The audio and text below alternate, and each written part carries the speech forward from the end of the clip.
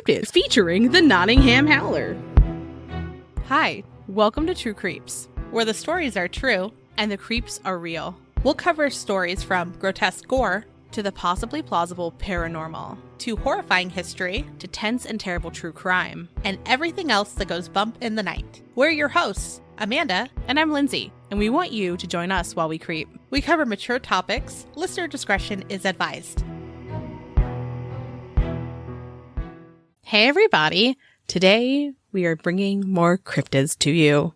Our favorite! We do love some cryptids. You also might hear a not cryptid as we record. I think he can count as a cryptid. He's very much here.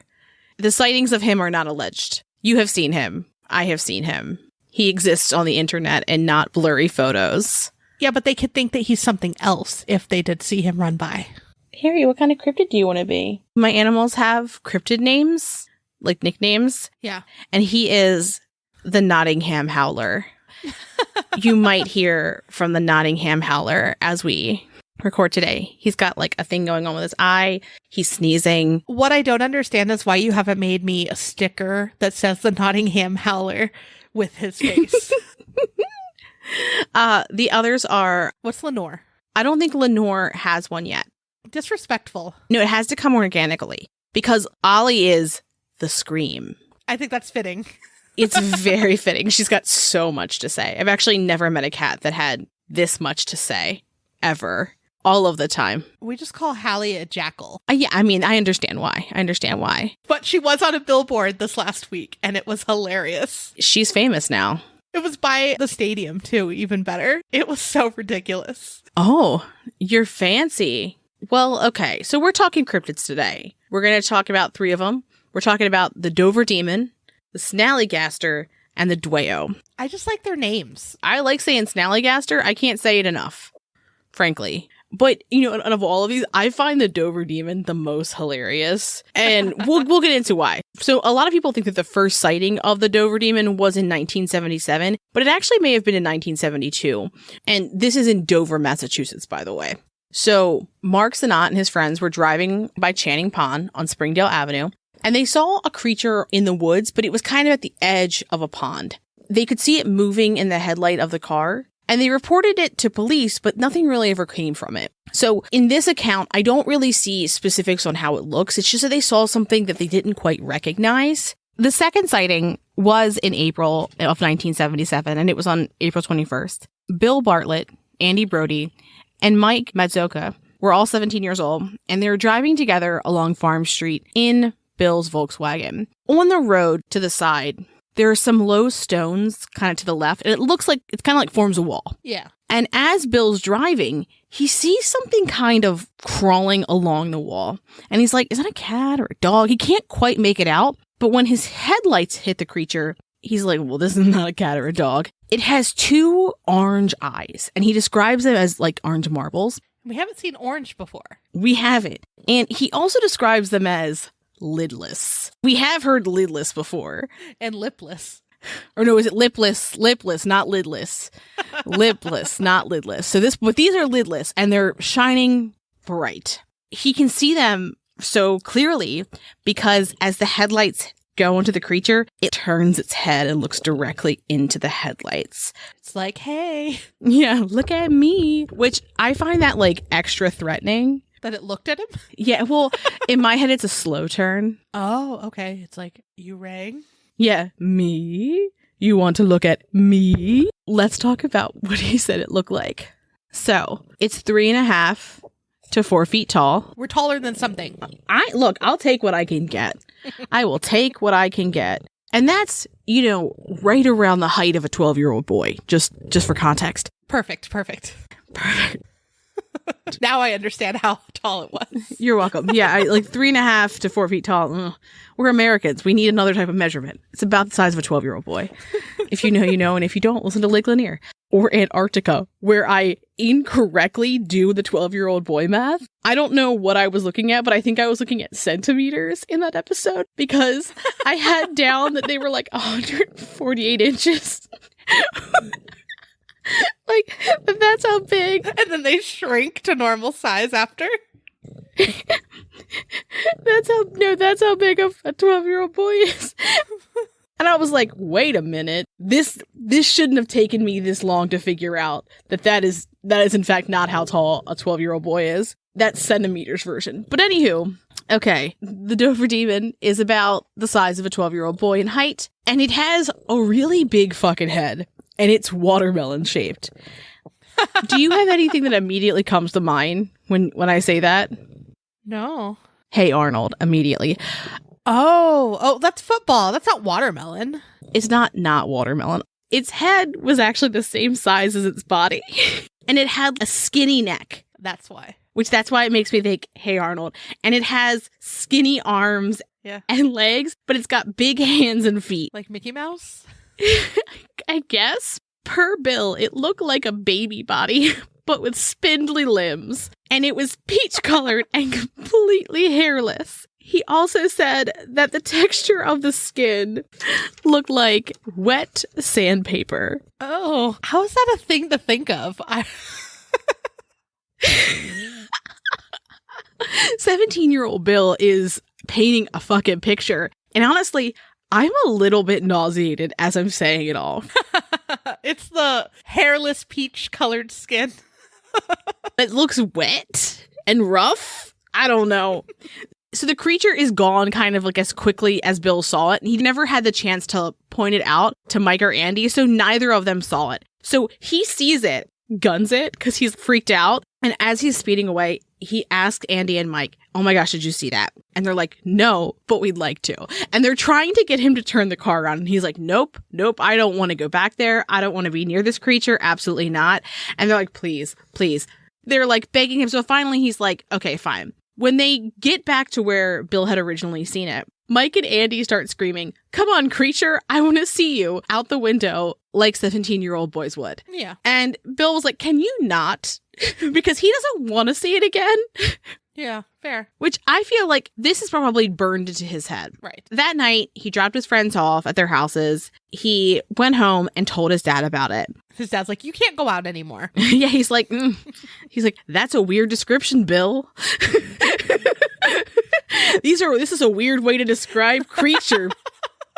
You need to find new friends. Bill? Well, not even just that. It's just like, Bill, can you read a book or something? Because you've got to do something differently with how you're describing things because we're all nauseous now. Bill goes on to tell more people. Eventually, we'll talk about it in a few minutes, but then he gets interviewed and people know Bill for this. He grows up to be an artist and he's like, I've been in galleries, I've done well, but when people Google my name, they always see this. And I'm like, oh, poor Bill. That's free advertising, sir. I would be like, you should paint this creature. Yeah, paint what you saw. Lindsay and I, of course, have to start every episode with looking at houses. And just think of the entryway of the one that we were looking at that had a mural of angels. Yeah, but it's this. It's just cryptids. And that one's in the middle. Oh. No, this one has to be off to the side. Yeah. No. No, I need it off to the side with its toes curled around a rock. Oh, we'll get to that. Because, by the way, the reason it has big hands and feet is not because of the foot part or the palm of the hand part. It's because the fingies are long. Fingies. You're welcome. Okay. So let's talk about another sighting that happened that same night. It was around midnight when John Baxter, who was only 15 at the time, left his girlfriend, Kathy Cronin's house. About a half hour later, and a mile into his walk, he sees someone short approaching him. It was dark and overcast, so he really couldn't see the figure. It was just a shadowy figure, so he wasn't sure who it was. He did, though, have an acquaintance who was short and lived on the same road he was walking on, called Mr. G. So he's like, maybe it's Mr. G. So because he thought it was Mr. G, he calls out to him, but the figure didn't respond. So John's walking and the creature's kind of walking towards him. So they're walking towards each other, but then the figure suddenly stops. So John stops too, because he's like, what the hell? And he says, who is that? Because Mr. G probably would have said something, right? He takes a step forward to try to see the figure better. And when he does, the figure scampers quickly to the left. It runs down a shallow ditch and then up the other side. I don't like this. She's already laughing. John can hear its movements crunching in the dry leaves in the ditch. So he does what any 15-year-old would do. He follows it. But can you imagine this, though? Like, you're just like, you hear, that's my crunching in the leaves kind of sound. Like, I feel like I can hear it in my head. It really creeps me out. Uh-huh. Yeah. We play a game almost daily with Hallie when I go outside because we have a tortoise. So I have to go outside and give her food and water. And there's bushes by her little enclosure. And then Hallie hears the crunching of leaves. And every day I have to figure out, hopefully it's not a snake, but is it a lizard? Is it a bunny? Will it hurt me? Will she hurt it? It's not a fun game. You said game like it was going to be something that anyone other than Hallie enjoyed. Yeah. No one enjoys it but Hallie. Anyway, so he's following it down into this ditch for some reason. And when he's down in the ditch, he sees the figure about 30 feet away. And the figure is standing on top of a rock with its toes curled around the rock it's standing on. So kind of when she was talking about its fingies, it's like holding on. Also, the way he describes it as like the toes are molded to it. Yeah. They're toe fingies, because if it's a long thing, it's a finger. So like even if it's on your foot, it's a fingy. It's a toe fingy. That's fair. A tinky. Yeah. If you will. If you will. So Baxter describes the creature as the body kind of looking like a monkey. Its head is a figure 8 shape. And I'm like, what the hell does that even mean? But we'll have a picture that we'll put up. Its eyes are bright and it's looking right at John. John, of course, started to feel uneasy. So he started to move backwards up the slope of the ditch to get away from it. John then started to walk down the road quickly to get away because it sounds awful. And he's near an intersection and a couple who was driving past him picked him up. As we were researching and we saw this, the first thing that came to my head was, this sounds like the beginning of a true crime story. Like he saw this and then he got picked up because it's a teenager in the 70s, late at night, getting into a stranger's car. Mm-hmm. Well, it didn't happen in Texas, though. Oh, yeah, that's true. I feel like everything happens in Texas. In the 70s, like every true crime case from the 70s that we've done in Texas has been this. Yes. But luckily, he made it home. He made it home fine. And the next day, he told his friend Will Tainter what he had seen. And he made a sketch. And the sketch is really something. I love it. It's so ridiculous. I wish he would have included the weird eyes because he made this like alien-like figure holding a tree with its, what'd you call them? Foot fingies? Tingies. Toe fingies, tingies, wrapped around a rock. But I do understand the figure 8 head. He just means like an alien head. Or like a baked bean. Or a baked bean. But I love that there's a picture of him holding his sketch. He's so proud of it. And he's like, I made this. Also, like, I like the details in this sketch because this is either a small tree or this is significantly larger. I think it's just a small tree, but there's like flowers next to him and like a rock that vaguely resembles a scrotum in front of the tree. 2 rocks, honestly, that kind of look like scrotums, if I'm being real with you. But the tingies do, in fact, appear molded to scrot rock. They do. He did a good job depicting that. Yeah. What I don't understand is why do all kids in the 70s look like they're 30? They do. They simply do. I feel like teenagers in the 70s look like grown men who are tired of everyone. Yeah. Yeah. So let's talk about our next sighting. Again, it's around midnight. This is John's friend, Will. Now, he's about 18 and he's driving Abby Brabham home. As he's driving, Abby says she sees something on the left side of the road. Always on the left side of the road. Mm-hmm. It's in the headlights and it's on all 4s this time. And it's facing the car. Now, I just want to point out that if it's on all 4s, that means its fingers are either up like spiders or they're fully flat. And I don't know which one of those is more scary. I imagine him like perched on like his fingertips, kind of like tiptoeing. A Black Widow walks. Yeah. Yeah, that's what I'm saying, like spidering around. Yeah. Yeah. So Abby and Will describe the creature as monkey-like. beige or light tan colored with green glowing eyes. Its eye color changes. When Will told investigators about these green eyes, they were like, are you sure? There was another account where the person said they had orange eyes. Will didn't see it as clearly as Abby did because he was driving and was probably like, I also need to focus on the road. But he was adamant that the eyes were green and not orange. I also feel like generally those are two very different colors. Yeah. But interesting that it would have different eye colors. I think I would prefer it to have green eyes because it being all like orange colored. Peach colored. Peach colored. I don't like it. Also, again, he said that the head was oblong, but here's where like we didn't get to before. It didn't have a nose, it didn't have ears, and it didn't have a mouth. Mm-mm. And I guess I didn't think about that when everybody else described it. It didn't occur to me that it didn't have other facial features. And so I guess I'm just confused because it's like a peach colored like baked bean with dangly limbs with like a big fucking head, and it only has like these fucking teeny little like green or orange eyes just glowing with these like long fingies, and I'm just so deeply unsettled and I have a hard time picturing it. Just how truly deranged it can be, and for no reason in my head, when I picture it, I simply cannot not picture it as a mix between Crumb from Avra Monsters and Nigel Thornberry. And I don't know why. I have no clue why that is the combination that I have. So much. But it's like so holding specific. Hold on.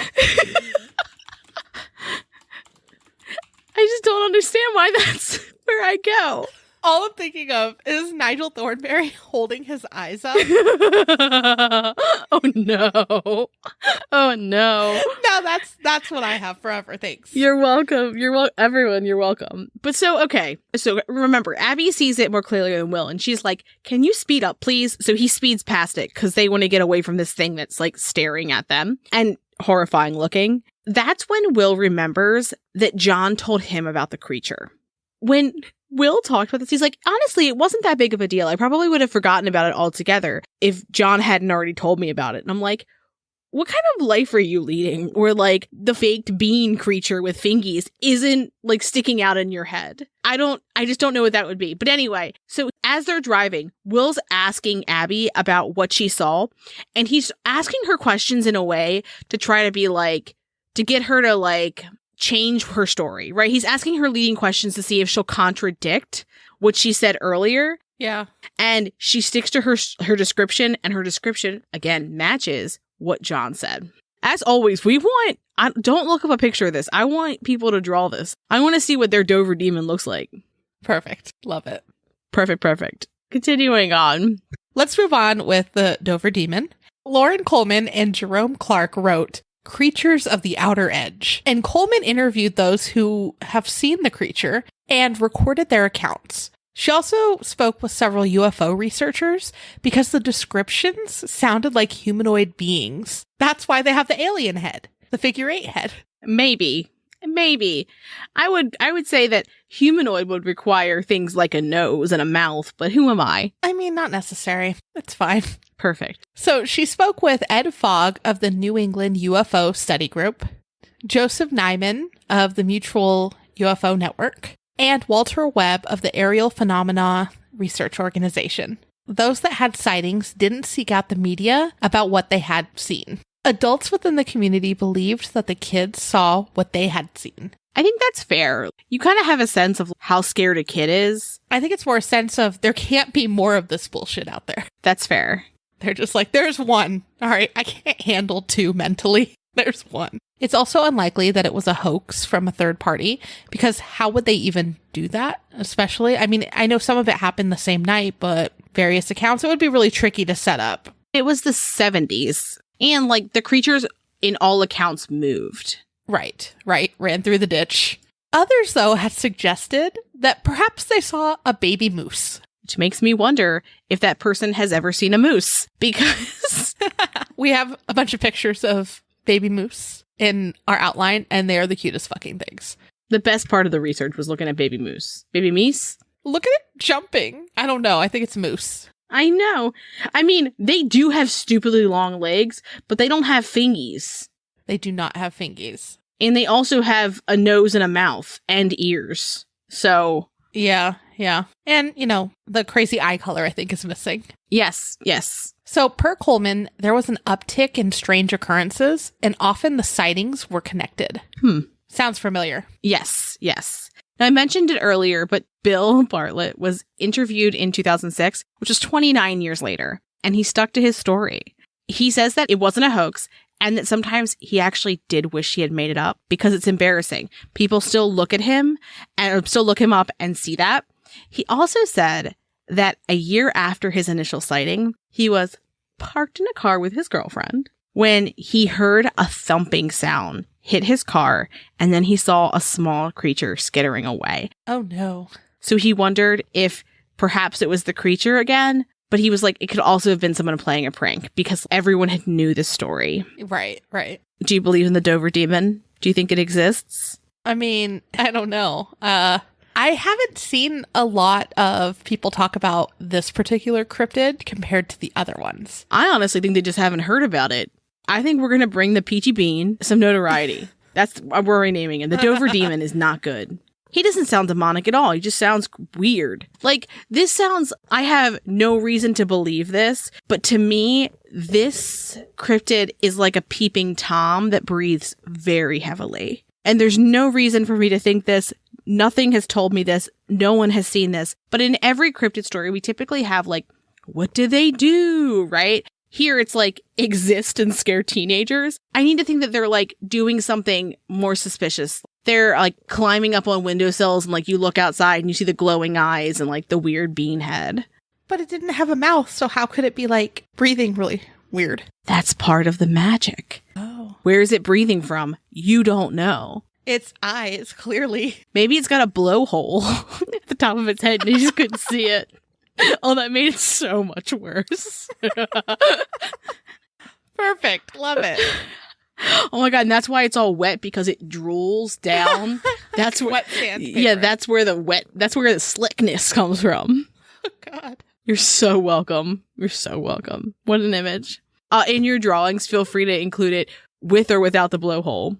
Amanda's like, please stop. I love when people send us these drawings too. Yeah, that's the absolute best. That's the reason we do these. Do you have any questions about the Dover demon or any comments that you want to make? I mean, I still have Nigel Thornberry in my head, so I think that's the image right there. So the next cryptid we're going to talk about is the Snallygaster. My favorite name. It's a fun one to say, and it's from Maryland. The first time I heard of this was when I was in Sykesville, and there was like a mural of the Snallygaster, and I was like, what the fuck is that? One of the local business owners who owns Tidal Salt there, which is a really cute little store, was like, it's a Snallygaster. Like, it was a thing that anybody would know. And you're like, okay. So, it's just an interesting note before we get into this. Once the stories about this creature began to spread, people were so panicked and the stories were so exaggerated that there were rumors that President Teddy Roosevelt considered hunting the beast personally rather than going on an international hunting trip. Oh. Yeah. So, it was first seen by German immigrants in the 1730s, and they called it a Schnellnergeist, which means quick spirit in German. You're probably wondering, how did we get Snallygaster from Schnellnergeist? And it's because Snallygaster is a mispronunciation of kind of the shortened version of those words, which was Schnellgaster. I can kind of hear it. Yeah. But Snallygaster is what we call it today. We talked about the Dover demon doesn't really do anything other than stand and scare teenagers. The Snallygaster does some things. The first thing it does is it fights with its nemesis, the Dwayyo. And we're actually going to talk about the Dwayyo next. There are stories that the two would have, quote unquote, epic battles, but I couldn't find any single specific story where they talked about where they fought, how they fought, what it looked like. They just wanted them to fight. Yeah, they were like, similar time, let them go for it. When we're done, I want everyone's opinion on who they think would win in a fight between the Dwayyo and the Snallygaster. I think that there's a very clear winner here. Early stories claim that the Snallygaster would suck the blood of its victims. And alternatively, other early stories say that people didn't really see the Snallygaster. They just heard like this screech and farm animals would go missing. And that was kind of how they figured out that there was this creature. Or a hawk. Yeah, right. Also, things like coyotes make pretty terrifying sounds. Additionally, most stories say that the creature lived in caves. Why not? Makes sense. So let's talk about what it looks like. Some say it's dragon-like, that it's half bird, half reptile. So, dragon. Others, though, say that it's half bird, half demon or ghoul. Okay. It has a metallic beak, so it's flashy. And for some reason, it also has sharp as fuck teeth in its beak. It's a lot happening. Some accounts, though, we're going to get even weirder, include tentacles. Like, where are these tentacles? Around its abdomen, from what I understand. Like, it's its undercarriage. So they're not coming out the back because where the wings are. So it's under the wings? No, so think front of the body is where the tentacles are. Back of the body is the wings. Ben has a Snallygaster tattoo as well. It's beautiful. Okay. With tentacles? I don't know if it has tentacles. Well, he better go get them added. I love it. Apparently, because why not? Most cryptids smell like this. It smelled like sulfur. I feel like people are always like, there's a demon. It's the sulfur. Accordingly, farmers would paint hex signs in their barns to keep the Snallygaster away. So it's like, that's my weird symbol. Can't go in there. I'll leave their chickens alone today. I saw some accounts that said that people would paint 7 pointed stars specifically. But I only saw that in one spot. So I was like, I don't know if that's true. But I love the idea that perhaps the reason you see stars on barns is to keep the Snallygaster away. That's perfect. You know what I saw recently is a TikTok where they're like, this is how we keep our chickens safe. And you know those things outside of car dealerships, the waving guys? Yes. They'd have 6 of those around their barn. Brilliant. Just waving around, keeping their chickens safe. That's what they really needed in the 1900s. If only they would have had wacky, wild, inflatable tube. So the first account of the Snallygaster is in a newspaper from 1909. Interestingly, this was just weeks after there was a slew of Jersey Devil sightings in 1909. And there were over 1,000 sightings. Jersey Devil. Lindsay, you know what we need now. Jersey Devil. I also can't even read the word New Jersey without saying it in my head. Jersey Devil. Jersey Devil. Saying what? Jersey Devil. With more heart. Jersey Devil. There you go. How do you call out? Jersey Devil. We talked about in that episode that people were calling out of work Jersey Devil. And I wonder if people were like, we want something cool to call out of work about. I can't come in the Snallygaster's about. Yeah, it's taking my chickens. I have to draw weird hex signs on my barn. Mom, I can't right now. I have to paint stars on the fucking barn. It's emo farmer kids. Mom, I can't come help you churn butter. I've got to paint stars on the barn.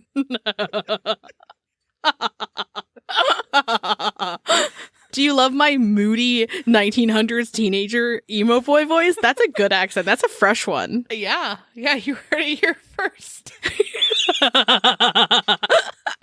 Emo started in 1909. Here's proof. Lindsay's weird accent. Look, I was channeling the spirit of a moody young man from the 1900s just then. What if I was and didn't know I was? Or a 12-year-old boy? No, this was a solid 15 and a half. Oh, okay. 15 and a half specifically. You're welcome. Great. Well, I said we were going to try to get an accent in every episode now, and you know what? We're doing good. Here's the thing. It's not even on purpose on my part. I'm just this calls for an accent. I can't simply say this in my own voice. Yeah, that's fair. Ridiculous. So back to our sightings in 1909. Accounts in the newspaper said the Snallygaster had, quote, enormous wings, a long pointed bill, claws like steel hooks, and an eye in the center of its forehead. Somehow this being a cyclops makes it less scary to me. It makes it so cool. So cool. Also, that it had a screech sound, quote, like a locomotive whistle. I wouldn't say that it's a screech sound, though, right? I'm like, no, I wouldn't either. Hoot, hoot. It's like a pleasant sound. Do it again.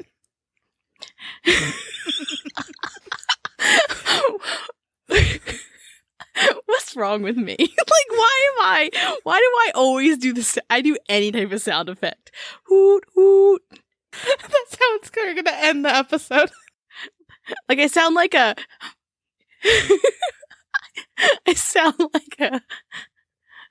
like a drunk owl. Hoot, hoot. Perfect. It's perfect. And now you just need an eye in in the center of your forehead and got this down. It's me. I'm the Snallygaster.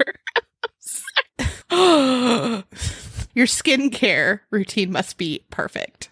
The sighting was provided by Thomas C. Harbaugh. And I love that everyone always just had to put their like middle initial to make it sound fancy. Well, you don't want to get him mistaken for Thomas F. Harbaugh. You're right. You're right. How fucking dare me. I see why. Ridiculous. So Thomas C. Harbaugh was a friend of the editor of the Middletown Valley Register. People questioned whether the story in the letter was fabricated to boost readership.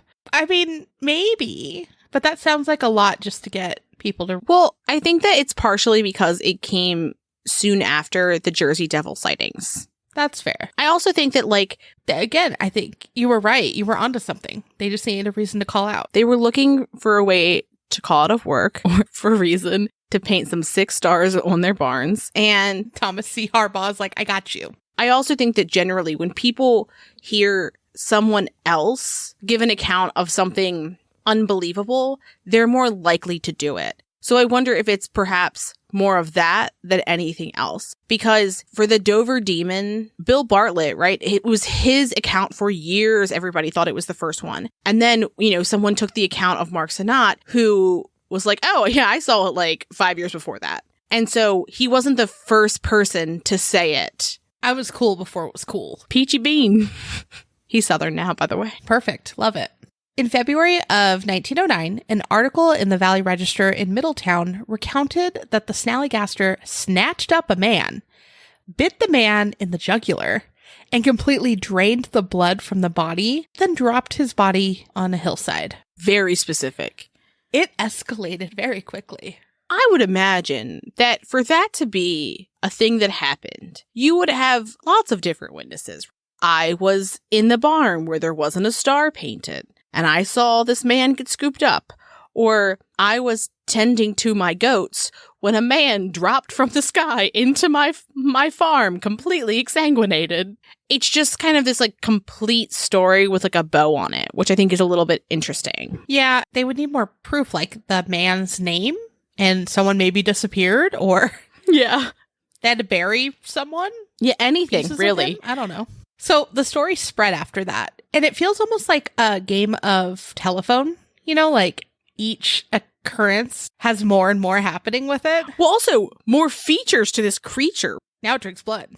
It's such a weird amalgamation of like physical characteristics. Like it's got wings, but also tentacles, but it's long, but it's a cyclops, and it's got a metallic beak, but also tons of fucking teeth that are really sharp. How can you see that from the sky? Like it's flying above. I love it. This is the one to draw. I've tried, and I have some difficulty because I'm like, I don't know which things to focus on here. There's too many features. Well, some of the pictures that I've seen, the tentacles are like coming from under the beak, or they come out of the beak. Yes, they all change. Yeah. Oh, I still have pictures up, and one of them is very frightening. By pictures, Amanda means drawings, by the way. Not photographs.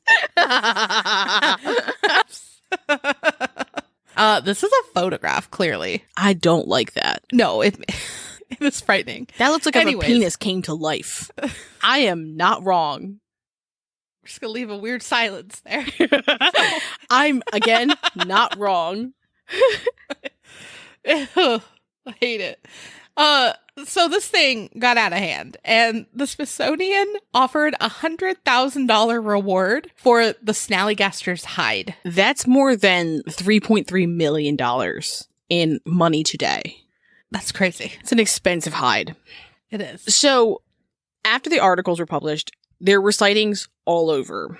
There were sightings in New Jersey, although we could not find specifics on what the sightings were, just that they apparently were there. I would be intrigued on whether they were Snallygaster or Jersey Devil. There were also sightings in West Virginia. A woman near Scrabble West Virginia, was almost seized by the creature.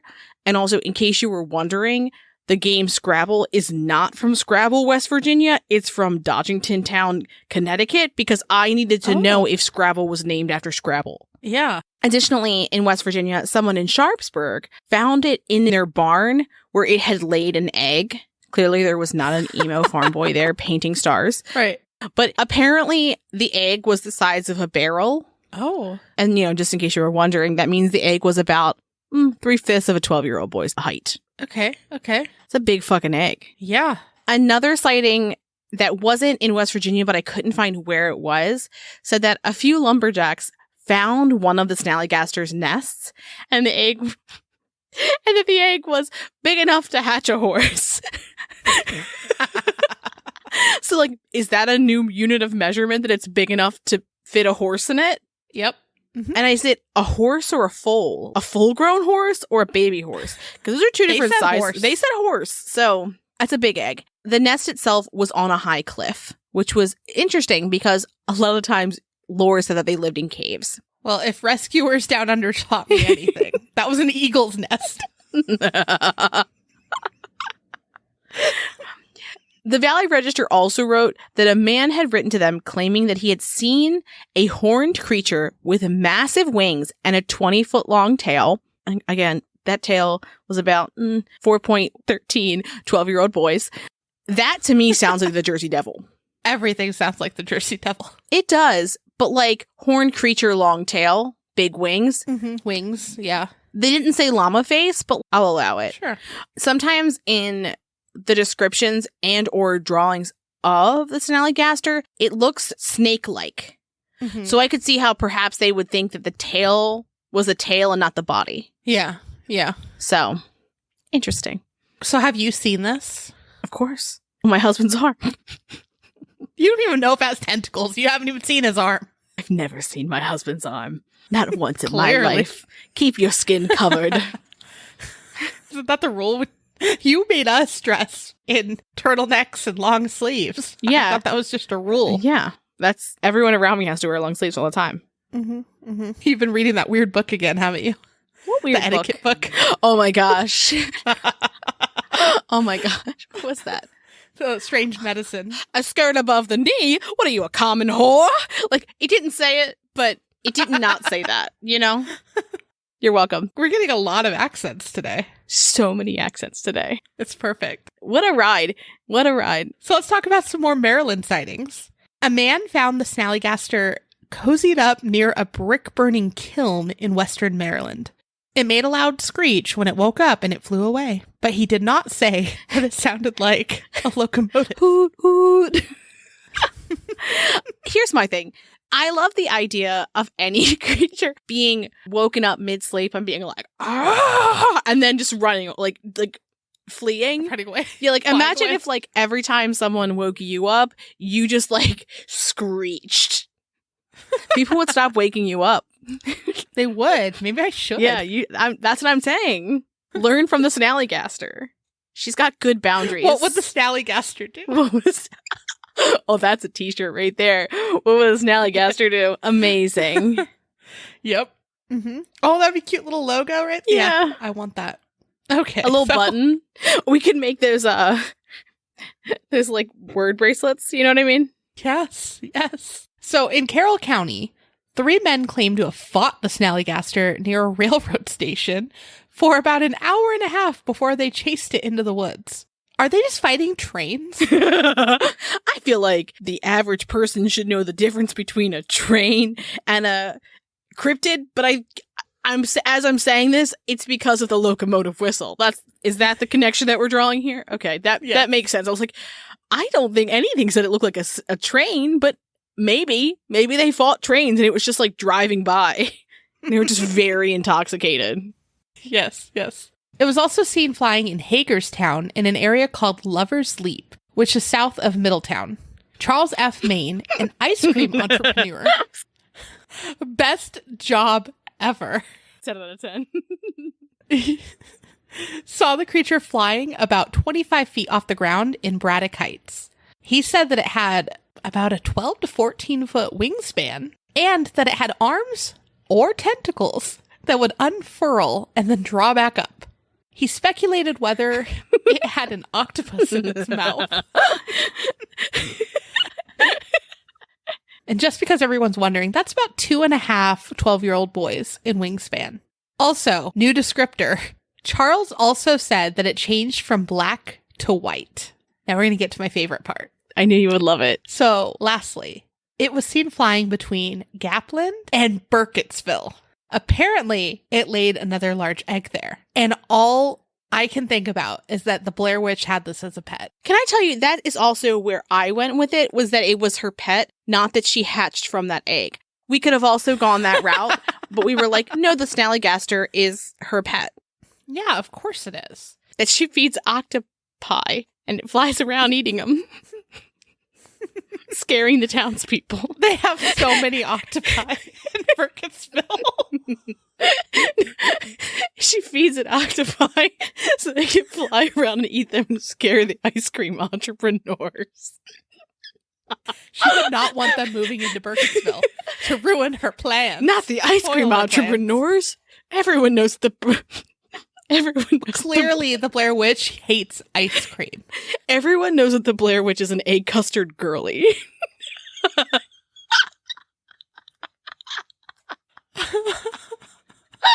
I can't wait till next time I'm there, and we are going to Burkittsville. I don't care what happens. I'm trying to convince Amanda to come here for like a longer extended period of time. And I think that, yeah, we need to, especially during the fall when it's spooky. Yeah. We're going to go into the forest and we're going to find the Blair Witch. I mean, I don't know about that, but we can go to Burkittsville Forest and find the Blair Witch. It's all I've ever wanted in life. She'll just die happy, and she'll be happy about it being killed by the Blair Witch and her pet Snallygaster. Yes, I just feel like, please show me your pet. I'm very much... There are no ice cream men here. I brought you an ice cream man sacrifice. And a fresh custard. Oh man, yeah, that's all they were missing. That whole movie would have been totally different. Yeah, she just wanted them to bring some egg custard. And they were just being dramatic about it. And snotting everywhere. I know. She even made them little rock pile offerings. Yeah. That the demon could come mold its toes around. I need you to know that what I am picturing the Blair Witch now as is Ursula with the eels are Snallygasters. A flying version of this. I was just thinking of that meme where like people find pets and they're like, I'm your mother now. Stumbled upon this giant ass egg the size of a horse, and it hatches. She's like, I'm your mother now. Amanda, as it's like frantically eating everything. But here's the thing though. If you found an egg the size of a horse and it hatched and you saw a creature inside that was not a bug, would you not say, I'm your mother now? Clearly every creature I find, I try to bring into the house. Or throw into a pond outside of a mansion. We were looking at houses that no one can afford, and each of them had ponds, and I have an aquatic turtle, so I said, oh look, that's where we'll throw the turtle, into that pond. So you eat it right on in. He would love it. Okay, he would love it. So Snallygasters. There were no sightings of the Snallygaster for 23 years. That's too long. Too long. I mean, you know what? He was traveling with the Blair Witch, that's why. Oh yeah, that's why. That makes sense. Mm-hmm. Mm-hmm. Don't worry, we got you. The next sighting was in Frederick County. People concluded that their life expectancy was 20 years and that the new sightings were the kids of the original Snallygaster that had been seen in 1909. So, you know, those giant horse eggs, those hatched. I don't know where they got that it only lasted 20 years, though. Like, did they find a carcass? They were making it up as they went. They were just like, you know, it's time for us to just make up some facts. 20 years sounds good. That's a good life for a pet or creature that's terrorizing the countryside. But I don't know how they got to this conclusion. They just thought about it. Yeah, they're like, okay, this makes sense in our heads. Also, just new thought. The reason they made the Blair Witch movie was to make people scared of the Burkittsville forest because the Snallygasters had eggs there and they didn't want people fucking with them. So they're like, you know what? We'll freak everyone out. I love this. and then no one will go there. Like, right? I'm saying, let's go to the forest. You're like, no, it worked. We could go get photographic evidence of the Snallygaster. Well, I just need you to know that if that is the case, assuming that they hatched within a reasonable time after the movie was released, those Snallygasters are dead. Because that was released in 1999, and they would be 24, so they are either dead or very geriatric. You know what? Snallygaster, so there might be fresh ones. Yes. So there's even more. What we're saying is Burkittsville Forest is teeming with Snallygasti. That's the plural. Yes, yes. Well, think about that. Everyone's talking about, dog life expectancy lately, right? Because that dog just turned 31. Love that. And so maybe they're wrong, and these things are 31 too. Specifically 31. Yeah. He's still going. I don't know how long he's going to go. Forever. Hopefully. Some people think that the Snallygaster sightings came back after 23 years because moonshiners were trying to keep people out of the woods so that they wouldn't come across their stills. What they should have done is made another Blair Witch movie that was good. Or the first one, because this would have been like 1920s. Oh, well, yeah. Clearly, that's where it came from. That was their backup plan. Oh, okay. Yeah. We actually it's the original. We just haven't seen it. You know what I mean? It was the first cut. Yeah. It was a flip book. Yeah. They'd go, those things that you looked through? Yeah. And it was like a, yeah. Where you go at the top, that thing? No, there's some that you would step onto and watch. It kind of looks like that. Oh. But it would be like, it would spin around and have a little cartoon normally. Oh, okay. So this story, right? There's a creature in the woods. Don't go there. It might eat you and drink your blood. But also, it makes these horribly loud sounds. Like a locomotive. Hoot, hoot. And some people say like a locomotive, hoot, hoot. And others say terribly large, screeching metallic sounds. And metallic because it has a metallic beak. Those would be a good cover for the sounds of the stills. So the more people started hearing sounds that could be attributed to a still, the more reports of Snallygaster sightings there were. The Valley Register asked its reader to provide very detailed descriptions if they had seen it because they were trying to prove or disprove it. And shortly after they asked for this, 2 Middletown residents said they saw the Snallygaster east of Braddock Heights. Other publications began to report about the Snallygaster, including the Washington Post and the Baltimore Sun. Additionally, there are rumors that National Geographic was planning to come to Maryland to try to photograph the Snallygaster. And our Snallygaster end of our story has 2 alternate endings. The first is that some sources say the final sighting was in 1932, and that this was reported by the Baltimore Sun, and that in Washington County, the Snallygaster was said to have fallen mid-flight when flying over a whiskey still, because it had kind of got unconscious from the fumes, and it fell into a 2,500-gallon vat of booze. And that when people came to inspect it, they destroyed both the body and the vat. I don't like that story. I also don't like this story. From what I've seen, that people say that there was a bad photo that was kind of blurry and shadowy of the Snallygaster that ran with it, but I couldn't find that actual photo. Mm-hmm. Now, the other end of the story is that other sources say there were sightings as late as 1948 in Frederick, Maryland. It's out there. He's out there. She's out there. I don't know. She's a gal to me. I don't know why. All I'm thinking is a hawk or an eagle with a snake in its mouth. It's like the Mexican flag. Oh, I know what you're talking about. I could see how you could see that, how like that could be seen. And also like if you saw that above you, you might just see dangly thing, big beak wings. Yeah. Well, we've seen like hawks here go and pick something up from the ground very quickly. And you can't really see what it is. But if they did get a snake, you could think that it's tentacles. Yes. And I mean, hawks, eagles, things like that make the screech sound. They're very loud. I don't think that they could pick a guy up, but And exsanguinate him and drop him on the countryside? I mean, there's a lot of species out there of things. True.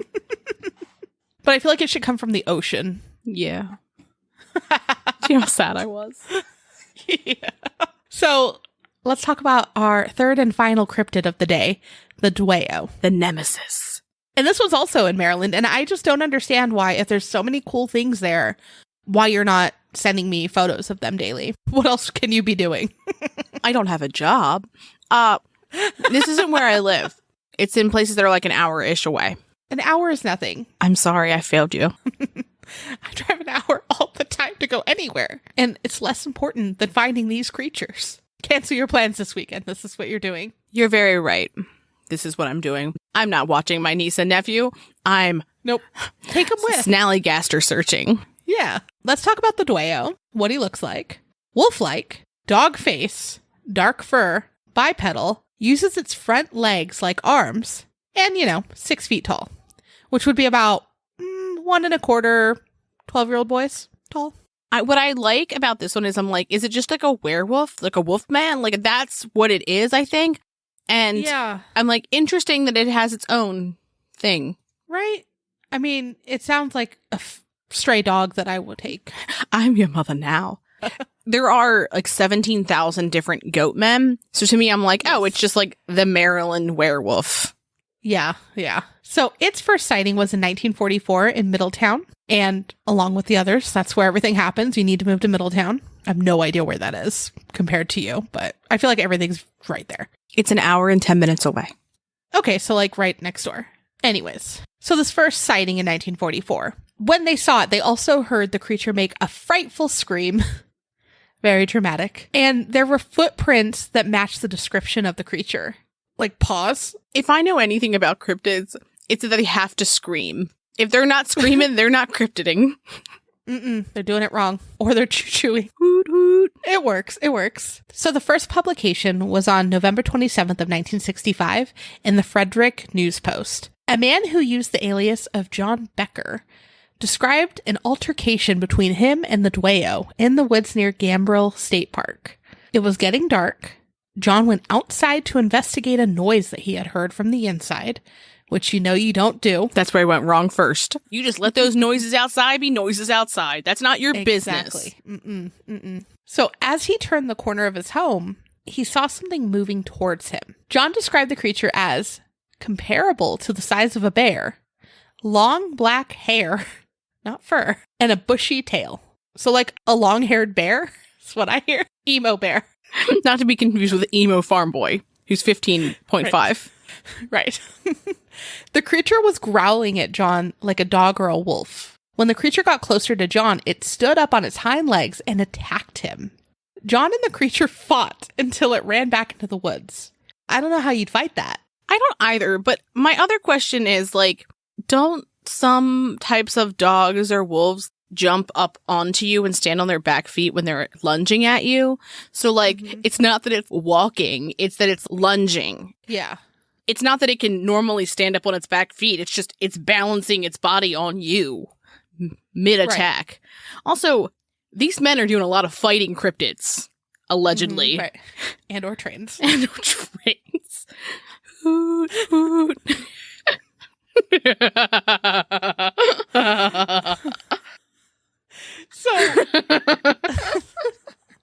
So apparently, John's wife and children also witnessed the fight and the creature.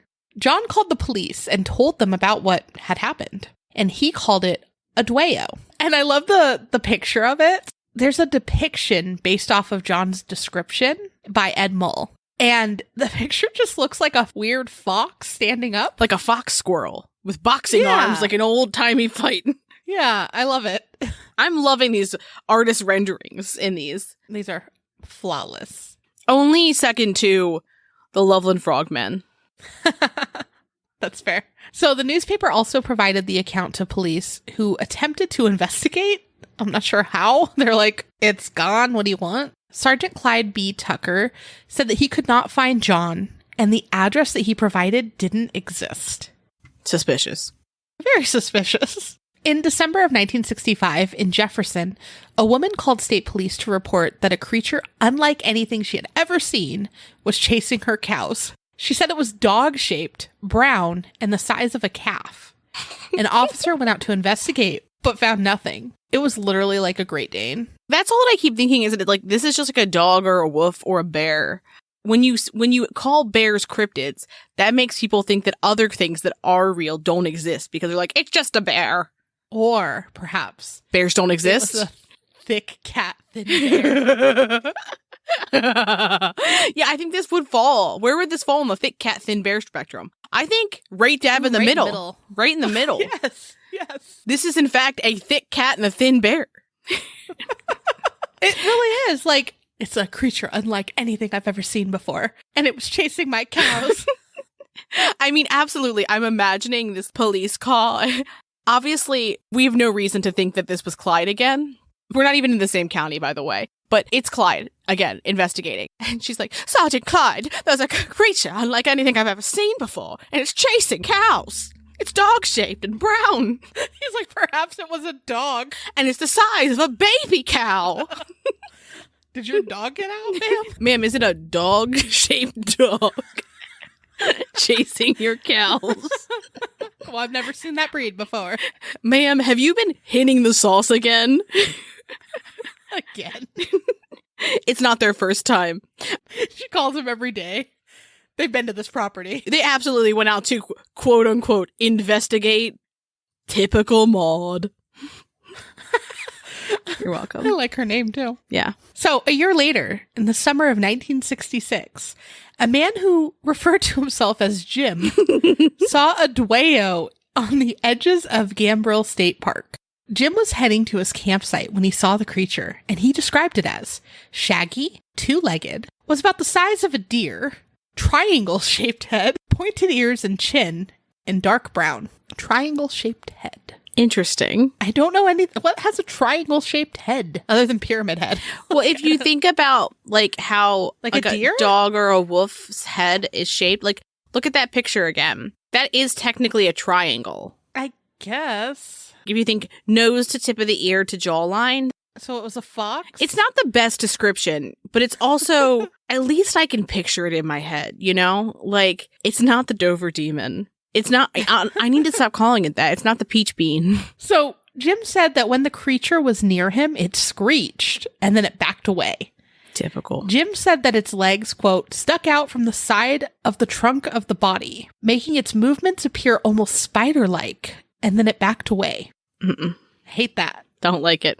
So, of course, people peopled, and a Dwayyo hunt was scheduled for December 8th of 1965 at 5 p.m., and nearly 100 Frederick Community College students signed up to participate. But, luckily, barely anyone showed up.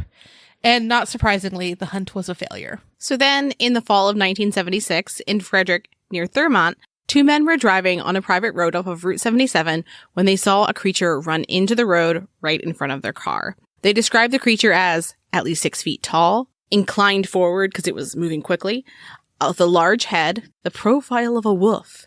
And they also describe its fur in a little bit more detail. So they said that it had fur all over, but as it got down to its hips and lower, that the fur was like a light and dark stripe. So the rest of the fur looked dark or brindle, but like it was very distinguished, like stripes on its bottom of its body. They saw a zebra. Zebra wolf. A zulf. And they said its forearms were up like arms and they were slimmer than its thick muscular legs. Similar to a kangaroo. The men were very specific that it did not have the characteristics of an ape, and it seemed like a wolf. And I think that what they were trying to say is, like, it didn't have humanoid features. Yeah. And or that it wasn't, like, very clearly, like, an escaped primate. Yeah. Then in late 1978, in Cunningham Falls, two park rangers saw a very large, hairy bipedal creature. And then that's the last sighting we have. Now, some lore says that the Dwayyo isn't the Snallygaster's enemy, but rather it's what hatched from those horse-sized Snallygaster eggs, which begs the question of, like, who's the dad? I don't know. And that doesn't make any sense. Maybe a Dwayyo is just a baby Snallygaster. I don't understand how, but maybe. Mm-hmm. Like, a tadpole doesn't look like a frog. That's true. Maybe its wings come later. And it loses its fur. Yeah, clearly. And then it grows its mouth tentacles. Mm-hmm. Or eats a snake. Mm-hmm. Or an octopus. And grows a metal beak, as one does. Yeah. I think it's just kind of like how we paint our nails. It gets its beak painted. Oh, I thought you meant that's how it gets its features. Is it's like, you know what I want this week? Wings. Next week. Oh, no, it's flashy beak. What if all of the cryptids that we see are just alien creatures that can mimic things that we see, but they're not good at knowing what our creatures look like, so they just have bad mixes of features. You know what I mean? They're like, tentacles and wings are things you find on Earth, and it's like, but not together. That we know of. Whoa. Whoa. Her face. Mind blown, Amanda. Well played. Well, that is the Dover Demon, Peach Bean, the Snallygaster, and the Dwayyo. We're recording this on May 19th. But there are 2 Snallygaster festivals tomorrow. One's in Middletown, and the other one I think is beer related. But the one in Middletown looks very charming, and I'm very sad to miss it. It looks really cute. And rudely, I did not see any Dwayyo or Dover Demon festivals. So you know what we have to do? Move to Maryland, Amanda. It is time. We must begin our cryptid festival calling. How fun would that be? What a dream. Well, when we tour eventually and have a cryptid gathering. Well, in my infinite attempts to get Amanda to move to Maryland, I'm like, we could start a spooky travel agency where we curate spooky vacations and go along on said spooky vacations. Think you book a 6-day cruise and they tell you what to do and all the things you can do. No, it's not that. You're coming with us. We're on a bus. We're going on a road trip, a spooky road trip. I want to go to there. See, it sounds amazing. You know, there's an Emo's Not Dead cruise that I was highly considering. That doesn't surprise me at all. We could have a cryptid cruise. Oh, a cryptid cruise. You know who's on that Emo's Not Dead cruise? That farm boy that's not dead. I bet he is. Another reason why I should go. It is. It is. I need to know. Do you believe in the Dover Demon, Amanda? The Dover Demon. I think that they're just seeing a weird animal with mange. Oh, I could see that. I don't understand what its fingies are or tingies. Even a dog, when it has mange, its paws look really weird. Yeah, a certain kind of lighting, it looks worse than it actually is. Or just sometimes animals are hairless for no reason. Maybe it was a baby moose with no hair. Well, I'm just thinking of the weird sandpaper texture that it says. And normally that's a diseased skin, right? We have, sometimes on our neighborhood group, they'll be be careful, there's a coyote with mange out there. We've already called the city. Mm-hmm. And they look horrifying. Yes. I feel bad because I'm this poor thing. Can we just keep it and nurse it back to health? But there's rescue groups around here, luckily, that help them. Oh, good. But they look terrifying. So I wonder if it is just an animal in the area with mange. That's fair. What would a fox look like with mange, you know? Yeah, what does it even say? I'm from Maryland, so by law, I have to believe in the Dwayyo or Snallygaster. Do you believe in them? Clearly. They have a festival. Here's my next question. Did you ever watch the show Dharma and Greg? Here and there, yes.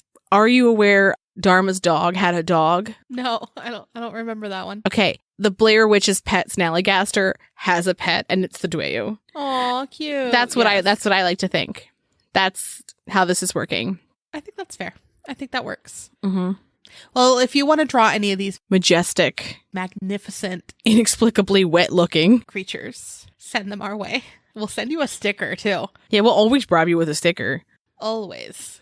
And if you've already gotten a sticker, we have stickers you haven't gotten yet. Guaranteed. That is true. I've actually sent a couple out for reviews lately, too. So if you do leave us a review, send us a screenshot and we'll send you a sticker. Yeah, we really appreciate those. Yes, we do. And they make our day. They do. And with that, have a great weekend. Thanks for creeping with us.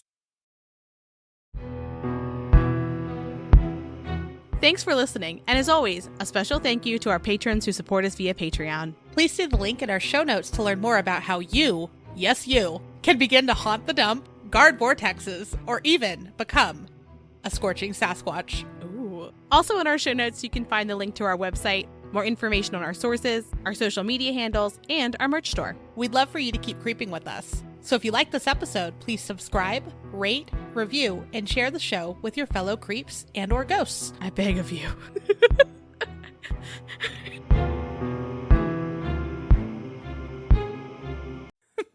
I couldn't hear it though. Hoot, hoot. Thank you. Thank you. It needs to be more drawn out. Hoot, hoot. I've been doing quick ones. It's the hoot, I don't know why the T is so pronounced, but whatever. If you saw your husband fighting a creature like this, would you be like, knock it the fuck off? Why are you doing this? Get back in here. Yeah, I'd be mad that he's fighting an animal. Like, let it be you went outside when you shouldn't have. Yeah. It lives outside. You don't need to be out there, my man. Exactly. Also, every time I move the microphone to get away from Harry's purrs, he moves closer to it. Do you see him moving across my chest? Like, he's like, no, I'm a part of this. Yeah, he's part of it. He's our guest star. Let him be. What did you send me? Oh, no. Yes, it's Nigel Thornberry as Patrick. SpongeBob. But he's Peach. It's not wrong. It needs spindlier legs. It does. I think we could just add little legs to it, like stick legs. Perfect. And paint his eyes. And that's it. I think this is as close as we're going to get, though. Prove me wrong. Yeah. I only have Nigel Thornberry's smashing in my head over and over and over again. And voice.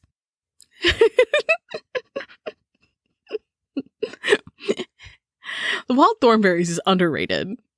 I would like to watch that. I might watch that. It's a flawless TV program. I mean, flawless TV program, but terrible parenting. I mean, that little boy is literally Oliver at 2. Like, just feral. Is it? I can't. Okay. No, Ollie wasn't feral. He was like, look at my unboxing video. He's the literal opposite of feral. He's the most domesticated creature you can have. He's like... His energy was that, though. The flesh bean. Stop. Can't even talk anymore. Peach bean. One might say it's peachy bean.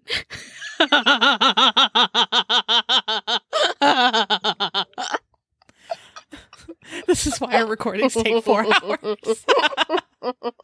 Don't act like that wasn't Like hilarious. The little hand. Oh, horrifying. Okay, I'm sorry. We are professional podcasters. Boy. I'm gonna have to look at my second screen. I can't even look at you. What's new? What about you, Nottingham Howler? Anything from you? He's like, just hold me. He is. And he purred very intensely. When I put the microphone up, he's like, if I'm going to be near that microphone, I want to be heard. But he's straight snoozing. Ma'am? Tell me, I almost said wacky, windy, inflatable boys. Which, why? Why were they 12-year-old boys? 12-year-old boys on the brain. Boys, not men. I don't know. Oh gosh, okay. We need a new unit of measurement. No, we don't. I'm just getting used to this one, apparently. It's all because of I'm the Jersey Snallygaster. Devil. School closed, Jersey Devil. Roads closed, Jersey Devil. We're taking a Jersey Devil day. Pipe birds, Jersey Devil. Next time you call in, I need you to say you're not coming to work. Can't do it, Jersey Devil. Yeah, and that's it. Jersey Devil.